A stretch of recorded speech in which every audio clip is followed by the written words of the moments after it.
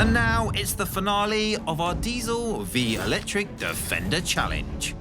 I want to see if the 450 horsepower Electric Defender has got what it takes to challenge Jimmy's Diesel where it counts, off-road. We've already seen both 4x4s make mincemeat of the hill climb, but the Diesel was more sure-footed on the descent. Well done, girl, well done. Both Defenders survived their plunge into the boggy pond, but we agreed that the EV's ability to completely submerge, should you so desire, gave it the edge in our wading challenge. So it's 1-1 with everything to play for. Our last challenge is a super technical scramble up a rock-strewn mountainside. It's the sort of arduous terrain that could leave even the most nimble of off-roaders high and dry. Good ground clearance is vital to avoid snagging precious bodywork on jagged rocks. Come on then, what's your ground clearance? I have 215 215 millimetres. I also have 215. You are compromised by those silly side steps which you've clearly put on because you can't reach up to the Little cabin. legs, little legs, what can I say? You also have an extra appendage on the rear, don't you? You are an eagle eye for detail, VBH. Yes, I do have a bit of a tow bar, so I'm going to have slightly less, but this is going to be really, really close. Once again, I'd be going first, and as before, it's not a race, just a case of getting to the end. Once Jimmy has finished playing with his gear knobs, of course.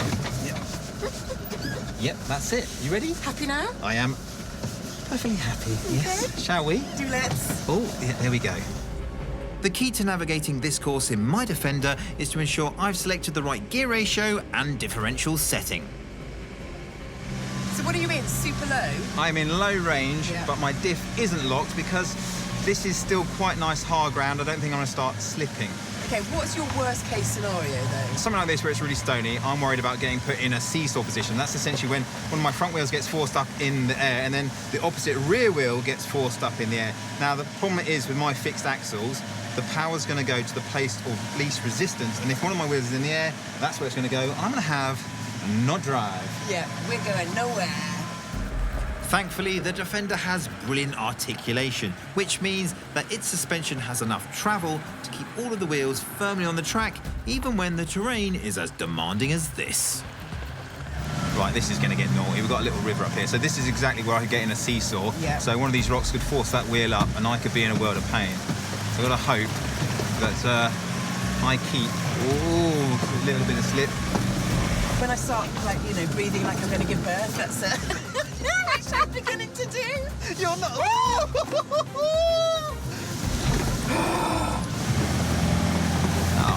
Oh, nice work, Jimmy. Gotta say, that was a masterclass, wasn't it? Yeah.